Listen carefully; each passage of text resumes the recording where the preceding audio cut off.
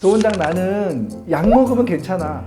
근데 약 안 먹으면 아프고 조금 뭐 산 좀 갔다 오면 아프고 그런 예요. 쉽게 말하면 그거죠. 안녕하십니까. 서울 예스병원의 관절을 맡고 있는 닥터 도입니다. 오늘은 너무 흔한데 잘 모르는 주제예요. 관절염. 퇴행성 관절염에 대해서 얘기를 할게요. 일단 관절염 하면은 퇴행성이에요. 퇴행성이란 건 뭐예요? 거꾸로 갈 수가 없죠. 회춘할 수가 없는 병이 퇴행성이잖아요.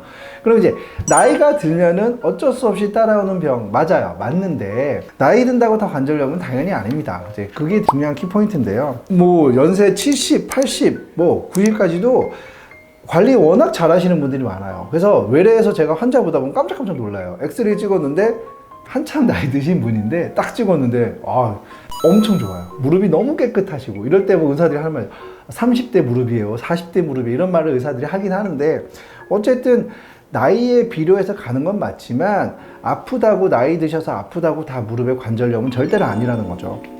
이럴 경우에 이제 오히려 증상이 거꾸로 관리를 잘해서 관절염이 없으신 분들이 젊다고 얘기할게요. 젊은 분들하고 똑같은 병들이 생겨요. 연골판 손상, 인대 손상 뭐 이런 것들이 생길 수 있어요.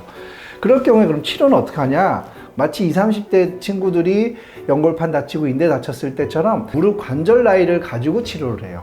퇴행성 관절염이 없는 사람들에 대해서는 퇴행성이 없는 상태에서 연골이 괜찮은 상태에서 연골판, 인대에 따른 치료를 동반합니다. 그러니까 이거는 단순 나이로 판단해서 우리가 치료를 하는 게 아니고요. 무릎 상태에 따라서 다른 게 찢어지거나 이러면 꼭 이쪽에 대한 치료를 하게 돼요. 그 있잖아요. 내가 관절염이 있는 것 같아요. 어디 가서 엑스레이 찍었더니 관절염 뭐 1기예요, 2기예요, 초기라고 그러죠. 그래서 잘 관리하고 쓰고 계신데 어느 날 갑자기 한번 되게 아파요. 그리고 뭐 삐끗한데 아파요. 기본적으로 퇴행성 관절염은요. 갑자기 오지 않습니다.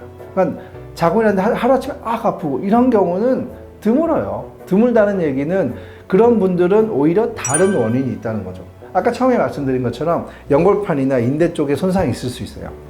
그러면 그런 분들은 포커스를 거기에 맞추는 거죠. 기본적으로 관절염은요, 그렇게 한 번에 확 아픈 게 아니고요. 좋았다, 나빴다, 좋았다, 나빴다 그래요.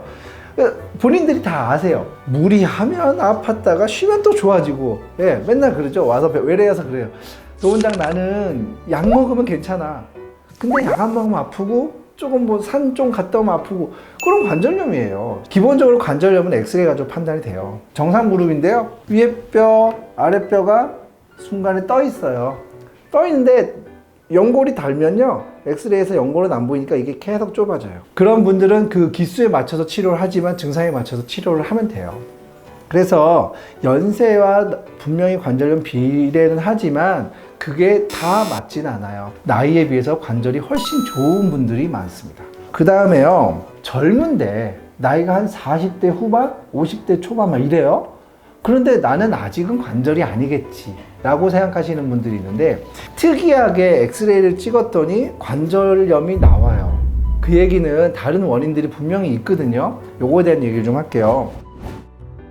젊다고 관절염이 오지 말라는 법은 당연히 없어요. 그러면 왜 오냐? 여러 가지 있어요. 제일 많은 경우는요, 옷자다리 있으신 분들이 있어요. 이런 분들은 관절에 정상적으로 압력이 분배되는 게 아니고요, 한쪽만 분배돼요.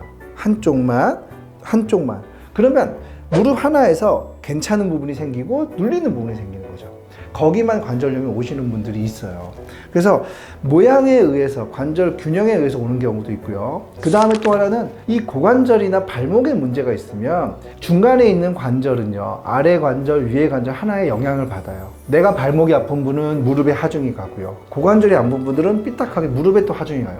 이랬을 때 여기도 비정상적으로 하중이 갔을 때 또 관절염이 빨리 오겠죠. 물론 하루 이틀 일은 아니에요. 이것도 어느 정도 시간이 필요해요.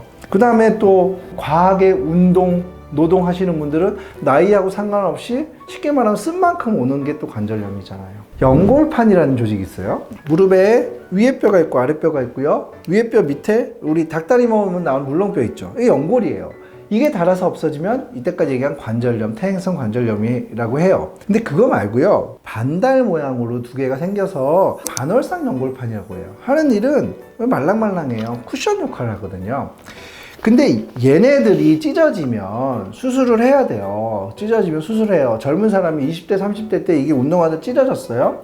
그러면 의사들이 뭐라고 그러냐면 내시경으로 들어서 그걸 긁어내요. 그러면 생각해 보세요. 쿠션인데 쿠션을 긁어내면 쿠션이 작아지든지 적어지겠죠. 이렇게 반월상 연골판 수술하고 난 다음에 꽤 오랜 시간이 지났을 때 생기는 국소적인 또 관절염도 생겨요. 자, 이제 이럴 경우엔 또 이제 치료를 해야죠. 그러면 아까는 퇴행성 관절염은 진행이 되면 인공관절도 하고 주사도 맞고 이런단 말이에요.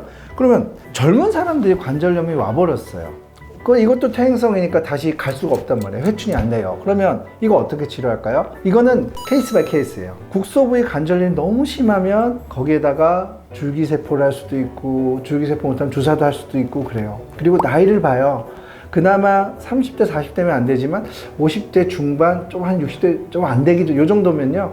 조금 관리하시다가 아파도 주사 맞고 버티시다가 인공관절을 하라고 그래요. 인공관절 보통 수면 15년에서 20년 보거든요. 50대, 50살에 인공관절 해봐요. 우리 100세까지 살아야 되잖아요. 그죠? 100세 넘어서 살아야 되는데.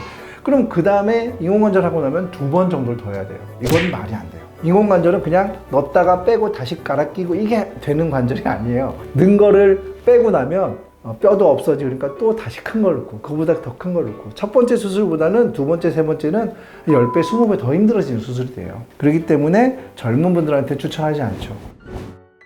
어쨌든 제가 이제 오늘 키포인트는 그거죠. 나이가 든다고 퇴행성은 아니고요. 나이 젊다고 퇴행성 아닌 것도 아니에요. 이거는 엑스레이 찍어보면서 주치의 상의를 들어봐야 돼요. 근데 원인이 뭔지를 파악을 해야 그 원인을 치료를 하면은 무릎에 있는 증상은 퇴행성이 와도 오래 쓸 수 있어요. 나이 들었으니까 퇴행성이라고 놔두지 마시고 퇴행성이 아니라 다른 원인이라면 거기에 대한 집중적인 치료를 했을 때 분명히 좋아집니다. 병원 문턱 높지 않으니까 오세요. 네, 저한테 오셔도 되고 근처에 있는 정형외과 원장님들한테 가시면 제가 얘기한 거 얘기하시면요 잘 설명해 주실 겁니다. 감사합니다. 무릎을 잘 관리하시고요. 이상 있으면 바로바로 치료하시는 게 무릎에는 제일 중요합니다.